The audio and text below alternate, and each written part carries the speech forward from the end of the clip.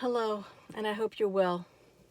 I wanted to make a short video here regarding death and dying since it is facing us square between the eyeballs.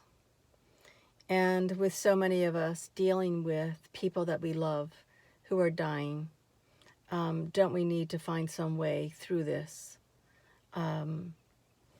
So I wanted to, I keep hearing about people feeling so saddened because they can't be with the loved ones because they're quarantined and in hospitals and in nursing homes, and the fear that I hear being expressed is that I don't want them to die alone. And I've seen a lot of people die, and I have been so reassured by seeing the unfolding of that perfection, of the timing of that perfection when they leave. And I'm here to tell you that they don't die alone. We do not die alone. At our time of transition, we are lifted and we are held in between, so that the pain that we think they're experiencing is oftentimes our pain for them departing, the feeling of our loss that we'll experience for them dying. It may not be theirs, though they'll be sad. I just want to be a voice of reassurance that what may look like or you may think is absolutely the worst kind of dying, worst kind of death, your loved one may not be experiencing. So I would suggest this. Say what you need to say. And even if the person is unconscious, you can still speak the words. You can still get someone on the phone and they can still hear. On some level, they'll hear you. Hearing is the last sense that leaves the body. Say what you need to say. Tell them that you love them. Tell them why you love them. And or write a letter if they're conscious and they can read such a thing. Say what you need to say in any way you can get there. Get it to them. And it's okay. Even if they've already passed, you can still write a letter and say what you need to say. It's not too late. It's not too late. So I just want to really reiterate that when someone is dying, what I have learned is that they are held above that pain. They're held above that pain. They're lifted and they're held in some in-between space so that they don't not feeling that pain, you know? And you hear oftentimes people expressing that they see people that have already passed. And I don't want to get into it. I don't want to get into what your religious belief might be or anything like that. I'm just talking about we are bodies walking around with our souls, and when we die, that soul departs. That soul departs the body, and the body no longer looks like the body looked when the soul inhabited it. And so that's proof enough right there. And I don't mean to make light of it. I really don't mean to make light of this. But I just feel like we need to talk about death, maybe with more lightness. We do. We really do. I've been thinking and believing this for a long, long time. That because death is just a natural part of life, that we need to talk about it. We need to deal with it. We need to take it from out of the underneath the covers and the darkness and bring it out to the light and have conversations about it. And this isn't a new idea. There are things called death cafes where you can go and you can talk about death with other people who aren't afraid to talk about it, who want to express it, whatever it might be, whatever the feelings might be.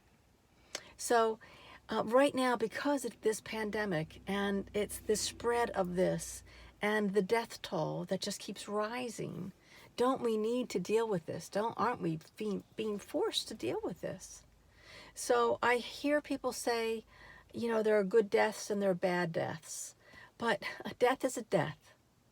We can make it a better death for ourselves, for those that we love. We can make it a better death if we can tell them what we feel, tell them we love them, forgive them for whatever it is we might be holding grudges about, ask to be forgiven for things that maybe we've done. Clean it up. Speak it. Speak it. Speak it. The last sense to go is the hearing. Make the phone call, say what you need to say, and then release that person. We're all going to be facing this one day or another, at one time or another. So it isn't about if we die, it's when we die. So we have to get better at this. We really do. And the only way to get better at it is just to keep practicing and doing it. And maybe falling over ourselves to make it more meaningful, and more truthful. Instead of pretending it's not going to happen, don't pretend. Someone who's dying wants to deal with that. Maybe not initially, but once they come to terms with it themselves, then doing the dance around it and pretending it's not going to happen doesn't really help them. It really doesn't. So make sure whatever you can do for them is done, if you can be helpful and tie up any loose ends, so they can leave with a sense of completion. And just know that at their hour of death, they are not alone, even if it looks like they're alone. They are not. They are held. They are held. I've seen it. I've felt it. With the people that I've watched die over the many years, that they are held in this special place, lifted from the pain that we think they're in, saved from that. So just know that. I hope you can gain some assurance that is true.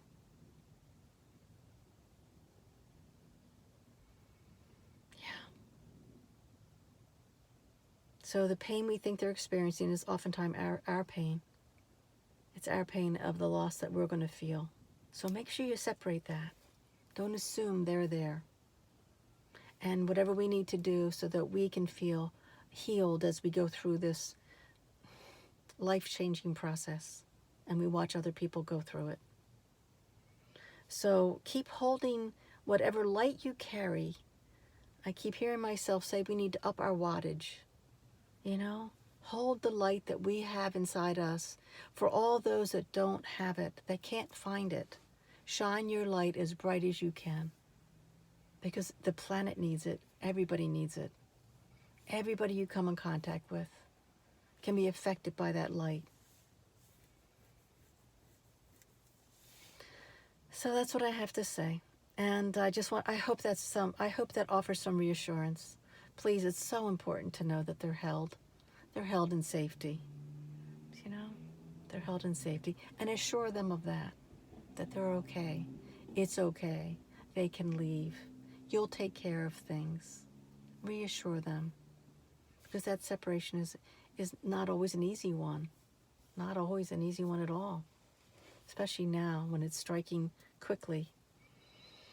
The people of all ages.